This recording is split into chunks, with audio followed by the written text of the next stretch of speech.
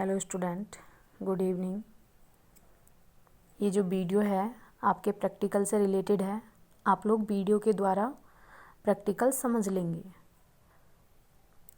तो हमारा जो फर्स्ट क्वेश्चन है प्रैक्टिकल का वो है, दिए गए कार्बनिक यौगिक में क्रियात्मक समूह की उपस्थिति का परीक्षण कीजिए कि कौन सा क्रियात्मक समूह कार्बनिक यौगिक में दिया गया है। आपको एक कार्बनिक यौगिक दिया जाएगा, उसकी आप फिजिकल स्टेट देख लेंगे कि वो लिक्विड फॉर्म में है या फिर वो सॉलिड फॉर्म में है।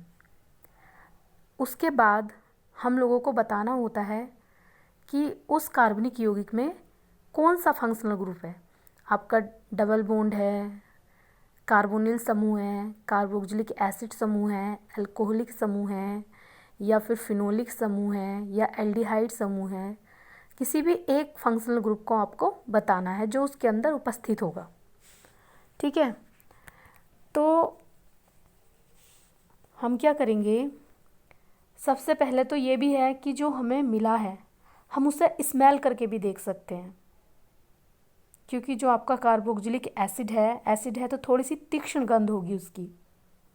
ठीक है, तो वो तो हमारा सिंपल सा हुआ कि हम स्मेल करके महसूस कर सकते हैं, अनुमान लगा सकते हैं। कंफर्म तो नहीं कर सकते लेकिन अनुमान लगा सकते हैं। उसके बाद आप क्या करेंगे, जो प्रैक्टिकल की कॉपी में भी आपको लिखना है, जो क्वेश्चन मैं दूंगी उस क्वेश्चन को आपको क्या करना है, उद्देश्य के रूप में लिख देना है। ठीक है, सेम क्वेश्चन उद्देश्य में उतार देना है। उसके बाद फिर टेबल बनानी है।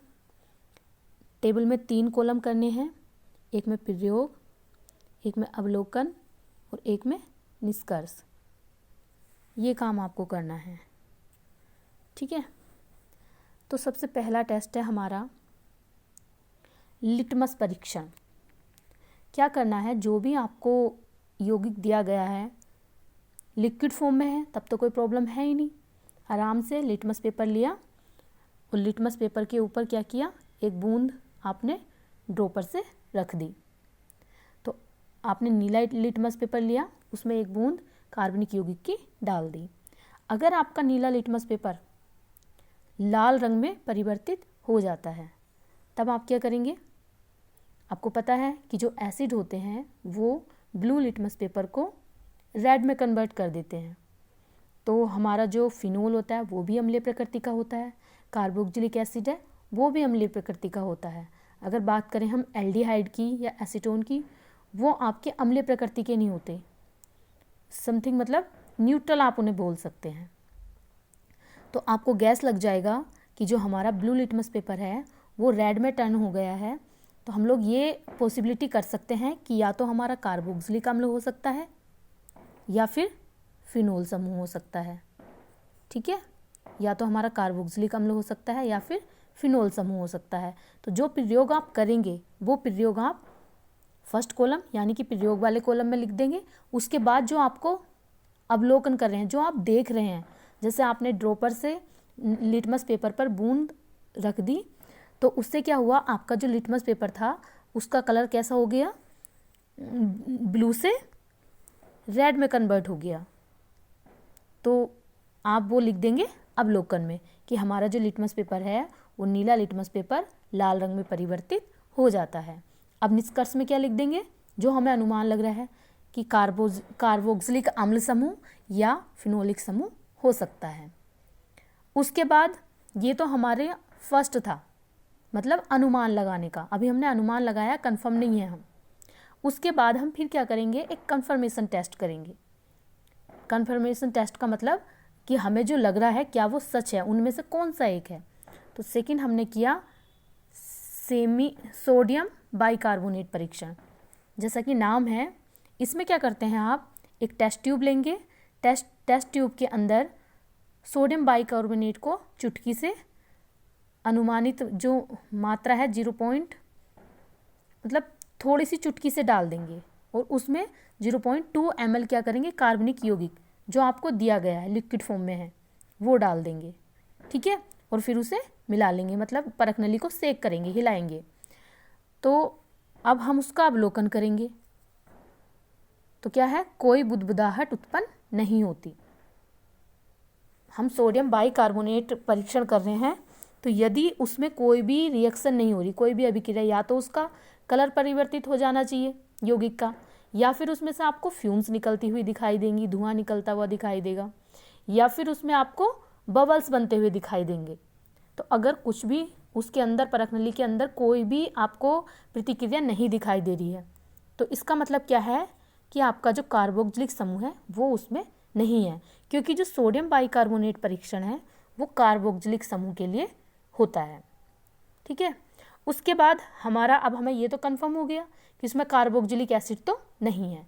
अब हम क्या करेंगे, अब हम जो गैस लगा रहे थे कार्बोक्जिलिक अम्ल का और फिनोलिक का, अब हमारा एक कन्फर्म हो चुका है कि हमारा जो है कार्बोक्जिलिक एसिड उसके अंदर नहीं है। अब हम फिनोल का कन्फर्मेशन टेस्ट करेंगे, क्योंकि ऐसा ना हो कि उसमें फिनोल भी ना हो। ठीक है, इसलिए एक टेस्ट हमें क्या करना होगा, फिनोल के लिए करना होगा। फिनोल के लिए हम करते हैं टेस्ट फेरिक क्लोराइड परीक्षण। उसमें क्या करते हैं, फेरिक क्लोराइड परीक्षण में एक परख नली लेते हैं और उस परख नली में कार्बनिक यौगिक की 0.2 ml डाल लेते हैं और उसमें 2 से 3 ml उदासीन फेरिक क्लोराइड का सॉल्यूशन डाल देते हैं और फिर परख नली को सेक करते हैं, हिलाते हैं। तो हमें जो अवलोकन होता है जो, ठीक है, उसमें क्या है, हरा या बैंगनी रंग दिखाई देगा हमें। ठीक है, परख नली में जब आपने वो यौगिक डाला है और उस यौगिक के बाद आपने FeCl3 उसमें डाल दिया है, तो आपको जो कलर है या तो बैंगनी दिखाई देना चाहिए, ठीक है, या फिर कैसा दिखाई देना चाहिए, हरा दिखाई देना चाहिए। तो उससे हमारा क्या कंफर्म हो जाएगा कि हमारा उसके अंदर फिनोलिक समूह उपस्थित है। इस तरीके से ये प्रैक्टिकल आपको स्टेप टू स्टेप करते चले जाएंगे।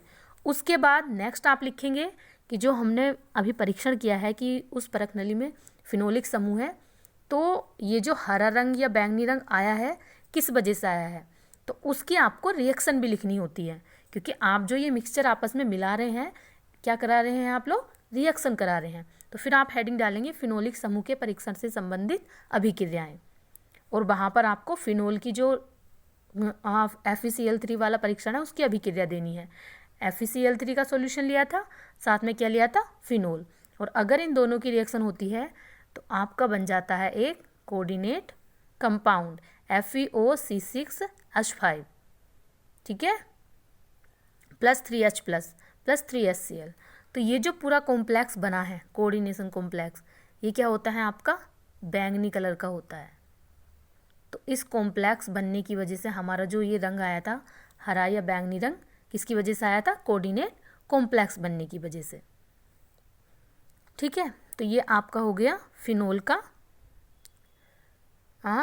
कार्बनिक यौगिक में फिनोल क्रियात्मक समूह का परीक्षण। ठीक है, फिर आप परिणाम लिख देंगे। परिणाम में क्या लिख देंगे कि दिए गए कार्बनिक यौगिक में हमारा फिनोल समूह उपस्थित था। ठीक है, ये तो आपका हुआ एक प्रैक्टिकल। यही प्रैक्टिकल आपको क्या होने हैं, अल्टरनेट क्रम पे मिलेंगी। ठीक है, तो आप इसे जो है अच्छे से समझ लेंगे। दूसरा देखिए, दूसरा परीक्षण करेंगे अब, क्योंकि अभी तो हमारा एक ही क्रियात्मक समूह का परीक्षण हुआ है। अब दूसरा देखिए, दूसरे के लिए भी उद्देश्य वही होगा कि दिए गए कार्बनिक यौगिक में क्रियात्मक समूह की पहचान कीजिए। तो इसमें भी क्या करेंगे, सेम परीक्षण है, हमारे पास यौगिक है, क्या करेंगे, लिटमस परीक्षण करेंगे। लिटमस परीक्षण करेंगे, वही यौगिक दिया गया है, तो यौगिक को क्या करेंगे, लिटमस पेपर पर उसकी ड्रॉपर से ड्रॉप को रख देंगे। अगर हमारा नीला लिटमस पेपर लाल हो जाता है तो फिर से हम गैस लगाएंगे कि फिनोलिक समूह हो सकता है या फिर कार्बोक्जिलिक समूह हो सकता है। उसके बाद अब उसमें कार्बोक्जिलिक समूह का करेंगे परीक्षण। ठीक है, पहले करना आपको कार्बोक्जिलिक एसिड का है। तो इस बार हम सोडियम बाइकार्बोनेट वाला नहीं कर रहे, इस बार हम कौन सा कर ले रहे हैं, एस्टर का परीक्षण कर ले रहे हैं। तो देखिए ये है एस्टर का, क्या करेंगे, जो कि आपने रिएक्शन पढ़ी भी है थ्योरी में, एस्टेरिफिकेशन, एस्टरीकरण।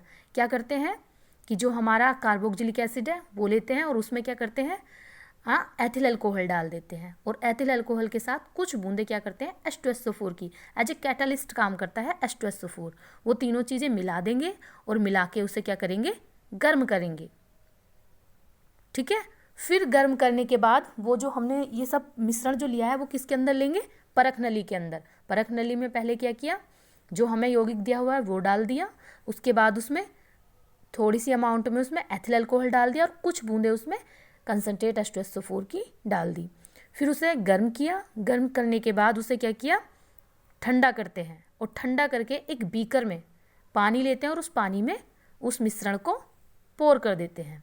जब हम उसे उसमें पोर कर देंगे फिर अच्छे से उसे मिक्स कर लेंगे। मिक्स करने के बाद फिर हम उसे स्मेल करेंगे, तो उसमें जो स्मेल आएगी वो किसकी आएगी, फलों जैसी गंध। ठीक है, यदि उस मिश्रण में फलों जैसी गंध आती है तो आप क्या कंफर्म कर दोगे कि उसमें जो है कार्बोक्सिलिक अम्ल समूह उपस्थित है। ठीक है, ये हो गया आपका एस्टर परीक्षण। अब देखिए, जो आपका एस्टर परीक्षण है इसी ने कार्बोक्सिलिक एसिड की उपस्थिति को कंफर्म किया है। तो अब हम इसके लिए रिएक्शन लिखेंगे, जो रिएक्शन आपको बहुत अच्छे से याद है। जो आपके एस्टर होते हैं उसमें banana like, apple like, grapes like smell आती है। ठीक है, तो मतलब अच्छी स्मेल आएगी। फिर हम परिणाम लिख देंगे कि दिए गए कार्बनिक यौगिक में COOH समूह उपस्थित है। ठीक है, अब नेक्स्ट करेंगे। नेक्स्ट कार्बनिक यौगिक के लिए ये सारे जितने भी हैं आपको सभी याद कर लेने हैं। देखिए, नेक्स्ट उद्देश्य सेम रहेगा, दिए गए कार्बनिक यौगिक में क्रियात्मक समूह की पहचान कीजिए। अब देखिए क्या करते हैं, वही है, आपको जो यौगिक दिया गया है उसे स्मेल करते हैं। अगर तीखी स्मेल नहीं है तो इट मीन्स अम्लीय नहीं होगा, तो फिर आप एल्डिहाइड का या कीटोन का परीक्षण करेंगे।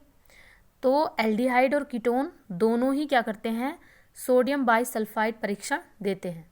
तो सबसे पहले हम यही करेंगे, सोडियम बाइसल्फाइड परीक्षण, क्योंकि हमें ये भी तो पता लगाना है कि उसमें कहीं फिनोल या कार्बोक्सिलिक एसिड तो नहीं है, क्योंकि जो सोडियम बाइसल्फाइड परीक्षण है वो आपके फिनोलिक ग्रुप और कार्बोक्सिलिक ग्रुप नहीं देंगे।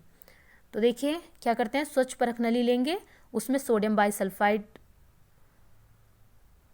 का संतृप्त विलयन लेंगे, वो भी कितना 2 ml, और उसमें क्या करेंगे, जो हमें यौगिक दिया गया है उसके भी 2 ml मिला देंगे।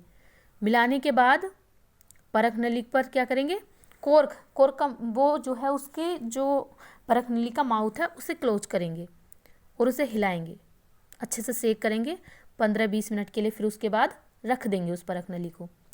तो यदि आपको उसके अंदर क्रिस्टलीय अवक्षेप बनता हुआ दिखाई दे रहा है, क्रिस्टलीय अवक्षेप क्या होता है, जैसे कि आपका नमक होता है ना, इस तरीके के उसके अंदर अगर आपको क्रिस्टल दिखाई दे रहे हैं तो आपको क्या पता चल जाएगा कि उसके अंदर जो है कार्बोनिल समूह उपस्थित है। कार्बोनिल समूह कौन सा होता है, C+O, जो कि आपके कीटोन में भी होता है और एल्डिहाइड में भी होता है। ठीक है, उसके बाद इससे हमें ये तो पता चल गया कि इसमें कीटोन भी हो सकता है, एल्डिहाइड भी हो सकता है, लेकिन अभी हमें ये भी कंफर्म करना है कि एल्डिहाइड है या फिर कीटोन है। ठीक है, तो पहले हम एल्डिहाइड के लिए परीक्षण करेंगे, तो उसमें आपका सिप परीक्षण है। तो इसमें क्या होगा, वही परख नली लेंगे, परख नली में जो आपको यौगिक दिया गया है वो डाल देंगे और उस यौगिक को, मतलब परख नली में वो यौगिक डाल देंगे और उसमें क्या करेंगे, 1 ml जो है सिर्फ अभिकर्मक मिला देंगे। ठीक है, उसमें क्या करेंगे आप, सिर्फ अभिकर्मक मिला देंगे और फिर उसे अच्छे से हिलाएंगे। देखिए, अगर आपका यौगिक जो है लिक्विड फॉर्म में है तो आप उसमें डायरेक्ट भी सिर्फ अभिकर्मक डाल सकते हैं, और अगर वो किस में है, सॉलिड फॉर्म में है, तो उसे आप क्या करेंगे, पहले अल्कोहल में मिलाएंगे। ठीक है, जो वो ठोस मिला हुआ है आपको पदार्थ उसे अल्कोहल में मिलाएंगे और फिर उसके बाद उसमें क्या डाल देंगे, सिर्फ अभिकर्मक डाल देंगे। तो आपका जो अवलोकन है उसके अंदर कैसा कलर होना चाहिए, गुलाबी रंग, लाल रंग या फिर नीला बैंगनी रंग आपको दिखाई देगा। तो उससे आपको क्या पता चल जाएगा कि आपका उसके अंदर एल्डिहाइड समूह उपस्थित है। ये एल्डिहाइड के लिए क्या हुआ, परीक्षण, क्योंकि जो सिप परीक्षण है वो केवल क्या देते हैं, एल्डिहाइड देते हैं, कीटोन नहीं देते हैं। ठीक है, नेक्स्ट एल्डिहाइड का हम एक परीक्षण और कर सकते हैं, फेलिंग परीक्षण। उसमें क्या करना है आपको, फिर से जो यौगिक दिया गया है उसे क्या करना है, परख नली के अंदर डाल देना है और उसमें फेलिंग विलयन मिला देना है और फिर उसे क्या करेंगे, 4-5 मिनट के लिए गर्म करेंगे। गर्म भी कैसे करना है, आपको क्या करना है, उसमें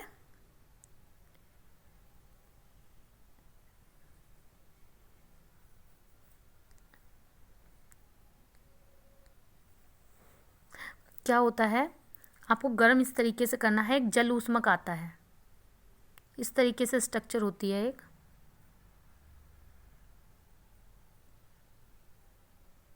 आप इसे वाटर हीटर बोल सकते हैं। ठीक है, इसमें क्या करते हैं, इसके अंदर पानी भर देते हैं और इसमें बीकर रख देते बीकर रख देते हैं। बीकर के अंदर जो भी मटेरियल हमें गर्म करना होता है वो रख देते हैं और इसके नीचे से इसे हीट देते हैं। ठीक है, इस तरीके से गर्म करना है, मतलब वाटर हीटर के अंदर पानी करना है, पानी करके उसके अंदर बीकर में जो भी आपको जिस मिश्रण की आप रिएक्शन करा रहे हो वो बीकर के अंदर होगा, इस तरीके से रख के और नीचे फिर उसे बर्नर से हीट देनी है। तो इससे क्या होगा, इसे हीट तो मिल रही है बट किसके थ्रू, वाटर के थ्रू। तो इस तरीके से गर्म करना है। तो फिर जब आप इस तरीके से गर्म करेंगे तो आपको क्या दिखाई देगा, इस बीकर के अंदर आपको लाल अवक्षेप बनता हुआ दिखाई देगा, रेड पीपीटी बनता हुआ दिखाई देगा। तो आपको कंफर्म हो जाएगा कि उसमें जो है एल्डिहाइड समूह उपस्थित है। तो ये आपके एल्डिहाइड के 2 परीक्षण हो गए कन्फर्मेशन के। अब क्या करेंगे, एल्डिहाइड के परीक्षण से संबंधित अभिक्रियाएं ये, और उसके बाद फिर इसका आ जाएगा आपका परिणाम। तो परिणाम में क्या लिख देंगे आप कि दिए गए कार्बनिक यौगिक में एल्डिहाइड समूह उपस्थित है। ये तो आपके हुए ऑर्गेनिक केमिस्ट्री के प्रैक्टिकल जो आपको याद करने ही करने हैं। ठीक है, मोस्ट आपके जो प्रैक्टिकल है वो है। उसके बाद देखिए अब हम करेंगे अकार्बनिक लवण के मूलकों की पहचान, मतलब कैटायन और एनायन की पहचान। तो चलिए स्टार्ट करते हैं उसके लिए भी।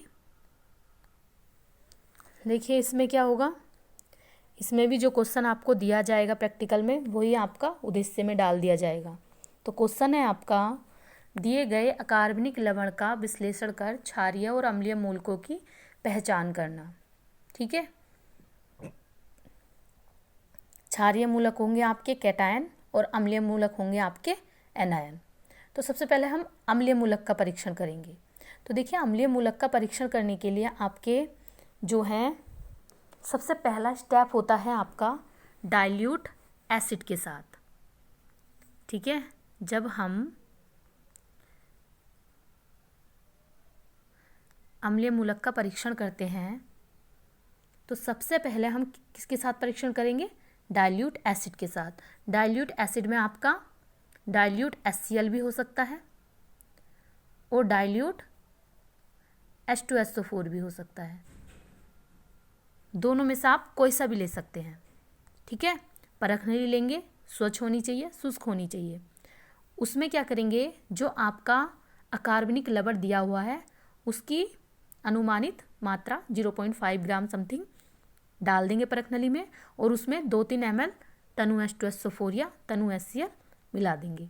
और फिर अगर रिएक्शन हो जाती है तो अच्छी बात है, नहीं होती आपको लगता है कि अगर हम थोड़ी सी हीट देंगे तो रिएक्शन हो जाएगी, तो आप क्या करेंगे, उसे हीट दे देंगे, थोड़ी सी हीट देंगे, गर्म करेंगे।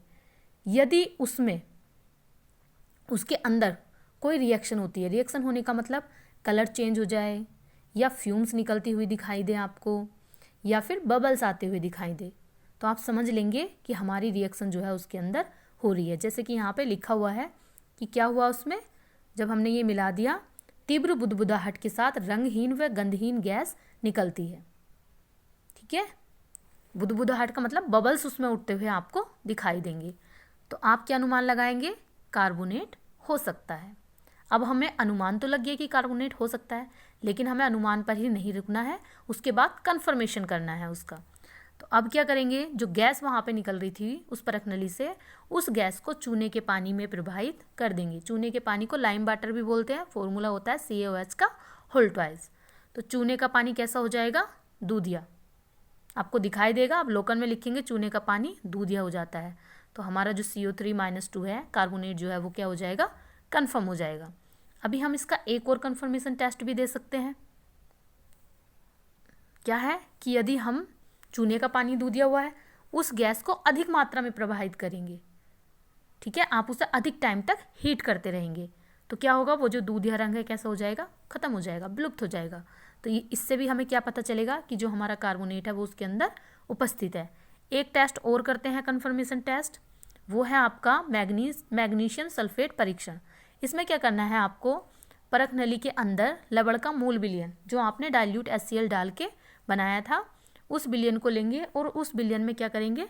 मैग्नीशियम सल्फेट का विलयन थोड़ा सा मिला देंगे, ठीक है। फिर उसे ठंडा करेंगे। ठंडा करने के बाद आप उसे देखेंगे, उसके अंदर आपको सफ़ेद अवक्षेप बनता हुआ दिखाई देगा। तो इससे हमें पता चल जाएगा कि उसके अंदर कार्बोनेट उपस्थित है, ठीक है। तो इससे हमें पता चल गया हमारा अम्लीय मूलक कौन सा था उसके अंदर? कार्बोनेट। और इस परीक्षण से संबंधित ये हैं आपकी रिएक्शंस। सबसे पहले हमने क्या किया था? जो हमें साल्ट मिला हुआ था उसमें H2SO4 मिलाया था, तो हमें क्या है उसमें गैस निकलती हुई दिखाई दे रही थी। वो गैस किसकी थी? कार्बन डाइऑक्साइड को। कार्बन डाइऑक्साइड के एग्जामिनर आपसे पूछ सकते हैं, तो आपको ये याद करना है। फिर है कि जब हमने उस गैस को चूने के पानी में प्रवाहित किया था तो क्या हुआ था? सफ़ेद अवक्षेप बना था, और वो सफ़ेद अवक्षेप किसका था? कैल्शियम कार्बोनेट का, ठीक है। और हम उस गैस को अधिक टाइम के लिए प्रवाहित कर रहे थे, तो क्या हो रहा था? जो हमारा वो दूधिया रंग था वो विलुप्त हो रहा था। किस वजह से हो रहा था? क्योंकि उसमें क्या हो रहा था? कैल्शियम बाइकार्बोनेट का लवण बन जा रहा था, ठीक है। तो ये हुआ आपका अम्लीय मूलक के लिए परीक्षण। अभी हमें किसके लिए परीक्षण करना है? क्षारीय मूलक के लिए। अब हम क्या करेंगे? उसमें क्षारीय मूलक के लिए परीक्षण करेंगे। नोटबुक में आप हेडिंग डाल देंगे क्षारीय मूलक के लिए परीक्षण। देखिए, जो आपके क्षारीय मूलक हैं उनके जो ग्रुप हैं वो 7 ग्रुप हैं, ठीक है। 7 ग्रुप कहाँ से स्टार्ट होते हैं? 0, 1, 2, 3, 4, 5, 6, ये 7 हो चुके हैं, ठीक है। ये आपके क्षारीय मूलकों को 7 वर्ग में बांटा गया है, और प्रत्येक का एक समूह अभिकर्मक है, ग्रुप रिएजेंट बोलते हैं।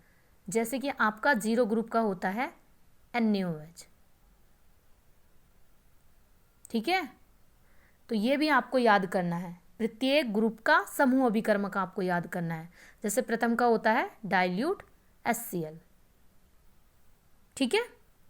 और 0 ग्रुप में आपका मूलक कौन सा आता है? NH4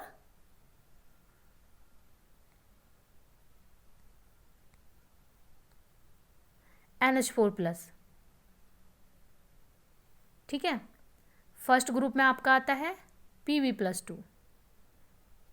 ऐसे ही आपका सेकंड है, ऐसे ही आपका थर्ड है, ऐसे ही आपका फोर्थ है, ऐसे ही आपका फिफ्थ है, ऐसे ही आपका सिक्स्थ है। तो ये टेबल आपको याद कर लेनी है। इसके बाद जब आप क्षारीय मूलक के लिए परीक्षण करेंगे तो आपको, जब तक आपको रिजल्ट नहीं मिल जाता, आप कंफर्म नहीं हो जाते कि हमारा ये रेडिकल है, तब तक आप टेस्ट करते ही जाएंगे। और ऐसा नहीं है कि डायरेक्ट टेस्ट कर दिया 5वें का, आप हमेशा 0 से स्टार्ट करेंगे। परीक्षण करना हमेशा 0 से स्टार्ट करेंगे। अब क्या है, हम क्षारीय मूलक के लिए परीक्षण कर रहे हैं, तो सबसे पहले क्या करेंगे? शुष्क परख नली में क्या करेंगे? जो हमें लवण दिया हुआ है उसके 0.5 ग्राम ले लेंगे। जैसा कि मैंने बताया कि आप 0 ग्रुप से स्टार्ट करेंगे टेस्ट करना, और 0.5 ग्राम आपने परख नली में कार्बनिक लवण लिया और उसमें 0 ग्रुप का समूह अभिकर्मक क्या है? NaOH की 2-3 ml बूंद उसमें डाल देंगे और फिर उसे हल्का सा गर्म करेंगे। तो यदि अभिक्रिया होती है उसमें, तो आपको पॉसिबिलिटी लग जाएंगी कि हमारा 0 ग्रुप उपस्थित है। लेकिन जो साल्ट आपको दिया गया है उसमें कोई भी अभिक्रिया नहीं होती है, तो आप क्या लिखेंगे? 0 वर्ग अनुपस्थित, ठीक है। उसके बाद जब हमें पता चल गया 0 वर्ग अनुपस्थित है, फिर हम टेस्ट करेंगे प्रथम वर्ग के लिए। फिर से क्या करेंगे? परख नली में वही अकार्बनिक लवण लेंगे और उसमें 2-3 ml क्या डाल देंगे? प्रथम ग्रुप का समूह अभिकर्मक, वो है डाइल्यूट HCl। ठीक है, डाइल्यूट एसिड HCl डाल देंगे। अगर कोई अवक्षेप उसके अंदर आपको बनता हुआ दिखाई दे रहा है तब तो आपका प्रथम ग्रुप उपस्थित होगा, और यदि उसके अंदर कोई भी अवक्षेप, कोई भी अभिक्रिया नहीं हो रही है तो क्या होगा, प्रथम ग्रुप अनुपस्थित, जैसा कि यहाँ पर लिखा गया है। ठीक है, फिर हम करेंगे थर्ड के लिए। फिर से क्या करेंगे, उस परख नली में हमने विलयन तो बना लिया, मूल विलयन। मूल विलयन बोलते हैं कि जो भी हमें लवण मिला है उसे हम क्या कर रहे हैं, जैसे यहाँ पे हमें लवण मिला हुआ है, हमने उसमें क्या किया, NaOH डाल दिया। तो NaOH के साथ तो उसने कोई अभिक्रिया ही नहीं की, इसका मतलब हमारा विलयन बना ही नहीं। जब विलयन नहीं बना तो हम बनाएंगे मूल विलयन। ठीक है, जैसे यहाँ पे डाइल्यूट HCl डाल दिया, मे बी वो डाइल्यूट HCl में घुल गया। एक आप उपयुक्त अभिकर्मक के साथ उस लवण को घोलकर जो विलयन बनाते हैं उसे ही क्या बोलते हैं, मूल विलयन बोलते हैं। ठीक है, तो क्या है कि फिर से हमने क्या किया, प्रथम वर्ग के मूल विलयन को जो हमने लिया था अभी HCl मिला के, उसमें क्या किया हमने, H2S गैस प्रवाहित कर दी, क्योंकि जो आपके द्वितीय ग्रुप का समूह अभिकर्मक है वो क्या है, तनु HCl के साथ H2S गैस। तब भी हमारी कोई अभिक्रिया नहीं हुई तो हम क्या लिख देंगे, द्वितीय वर्ग अनुपस्थित। उसके बाद हम फिर से फोर्थ टेस्ट करेंगे। फोर्थ टेस्ट में क्या करेंगे, परख नली में जो मूल विलयन था आपका, वही जो अभी आपने डाइल्यूट HCl के साथ H2S गैस प्रवाहित की थी, उसी ही परख नली में क्या करेंगे, 5 ml कंसनट्रेट HNO3 डाल देंगे। ठीक है, उसी परख नली के अंदर आप क्या करेंगे, 5 ml कंसनट्रेट HNO3 डाल देंगे और फिर उसे उबालते हैं, गर्म करते हैं। गर्म करने के बाद क्या करेंगे, फिर उसमें 2 ग्राम अमोनियम क्लोराइड डाल देंगे और फिर से उबाल देंगे उसे। उबाल कर फिर क्या करेंगे, विलयन को जल के, बहते हुए जल में रखकर क्या करेंगे, उसे ठंडा करेंगे। मतलब बीकर में जो आपने लिया हुआ है या परख नली में जो लिया हुआ है उसके नीचे आप पानी को बहाएंगे जिससे कि वो जल्दी ठंडा हो जाए। फिर क्या करेंगे, ठंडा करने के बाद उसमें अमोनियम हाइड्रोक्साइड को अधिक मात्रा में मिला देंगे और फिर उसे हिलाएंगे, सेक करेंगे अच्छे से। तो आप देख रहे हैं कि कोई अगर अवक्षेप बनता है तो आपका जो है तृतीय वर्ग उपस्थित हो जाएगा, और यदि कोई अभिक्रिया नहीं होती है तो आपका तृतीय वर्ग क्या हो जाएगा, अनुपस्थित हो जाएगा। उसके बाद हम फिर से करेंगे नेक्स्ट प्रैक्टिकल, क्योंकि अभी हमारा उपस्थित कुछ भी नहीं हुआ है। तृतीय वर्ग के जो मूल अभिकर्मक है वो वही जो आपने लिया हुआ है अभी तक, उसे ही क्या करेंगे, चतुर्थ वर्ग के प्रयोग के लिए यूज करेंगे। बस करना क्या है आपको, उसी मूल विलयन में H2S गैस प्रवाहित कर देनी है। यदि अभिक्रिया होती है तो आपका चतुर्थ वर्ग क्या हो जाएगा, उपस्थित हो जाएगा, और यदि नहीं होती तो चतुर्थ वर्ग क्या हो जाएगा, अनुपस्थित हो जाएगा, जैसे कि यहाँ पर लिखा हुआ है।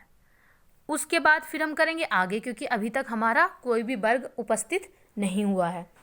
अगले में क्या करेंगे, फिर से कि जो मूल विलयन हमने लिया है अभी जो हमारे पास है, उसी मूल विलयन में क्या करेंगे, NH4Cl का जो है 2-3 ग्राम मिला देंगे, और मिलाने के बाद फिर क्या करेंगे, उसे ठंडा करेंगे, क्योंकि हमने H2S गैस प्रवाहित किया ना, तो उसका जो टेम्परेचर है थोड़ा हाई हो सकता है। ठीक है, तो हमें उसे ठंडा करना है। ठंडा करने के बाद फिर उसमें क्या करेंगे, अमोनियम हाइड्रोक्साइड मिला देंगे। कब तक मिलाएंगे, जब तक कि उसमें क्या ना आने लगे, अमोनिया की गंध। अमोनिया की गंध थोड़ी सी तीखी गंध होती है, अजीब, मतलब बदबूदार गंध होती है अमोनिया की, तब तक मिलाएंगे। और फिर उसके बाद क्या करेंगे, उसमें अमोनियम कार्बोनेट का विलयन मिला देंगे। ठीक है, इतना काम कर लिया।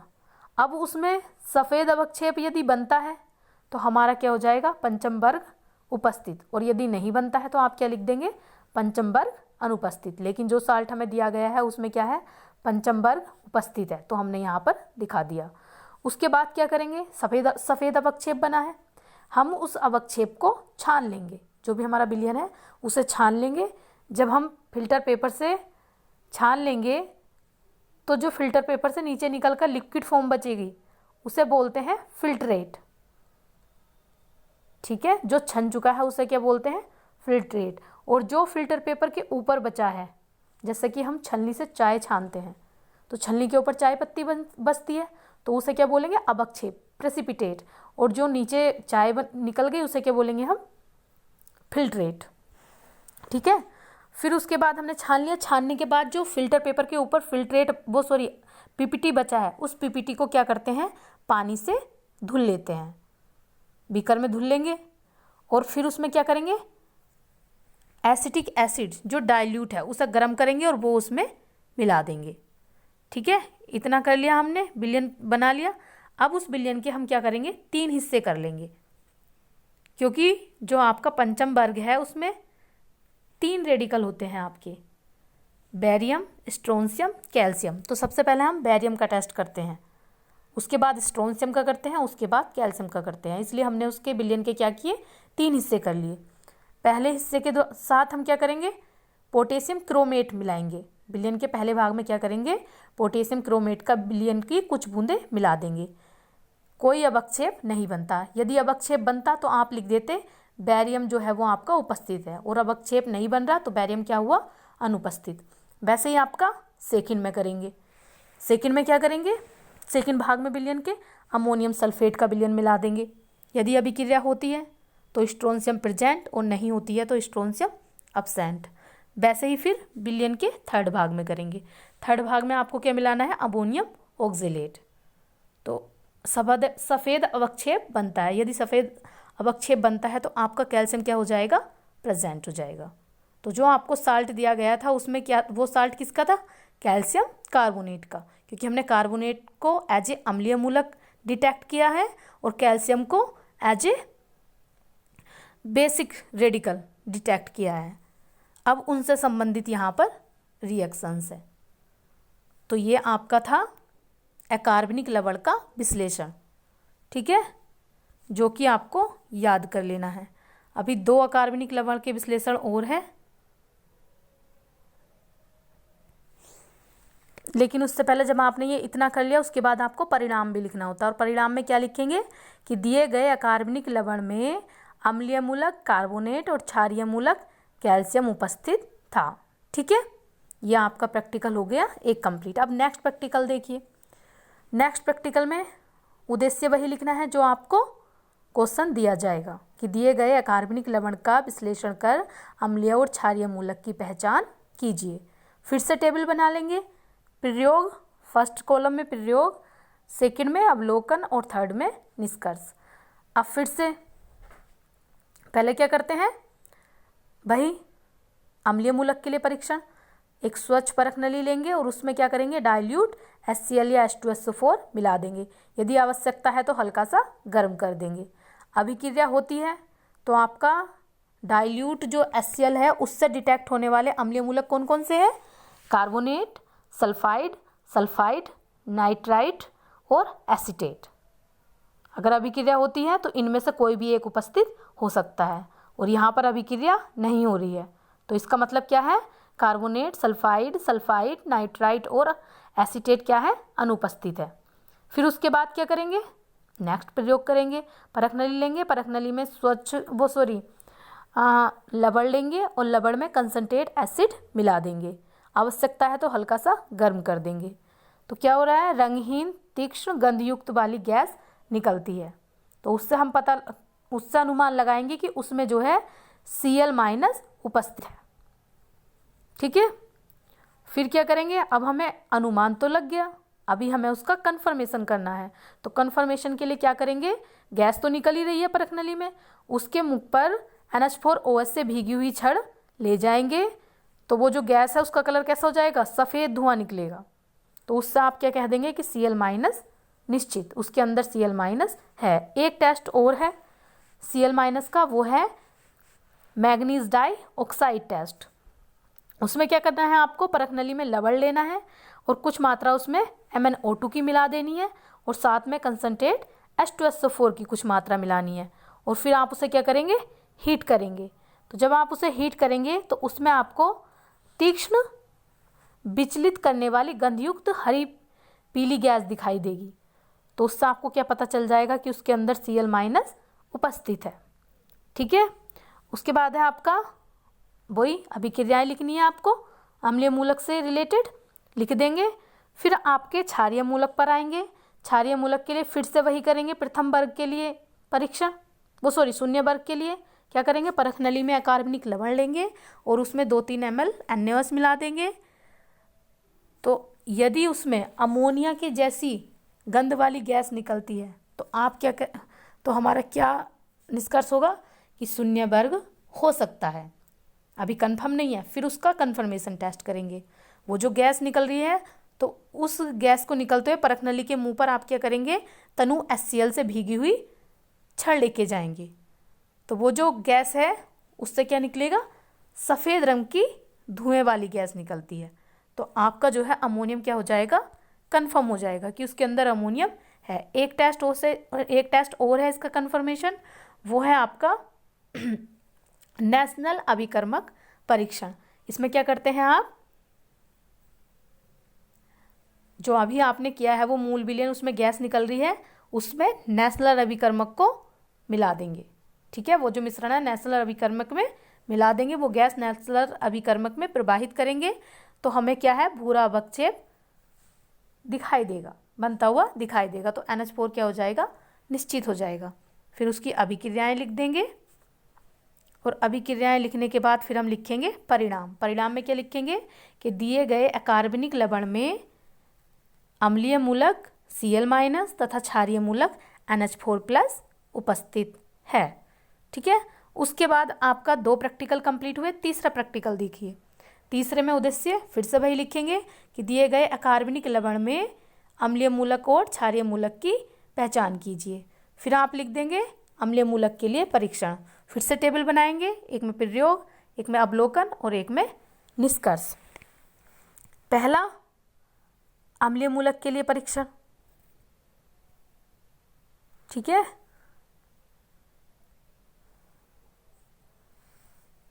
इसमें भी सेम ही करना है आपको। नेक्स्ट वीडियो में से समझाऊंगी। वीडियो काफ़ी बड़ी हो गई है, आप लोग सभी इसे देख लेंगे, अच्छे से समझ लेंगे और प्रैक्टिकल जो है याद कर लेंगे। Thank you.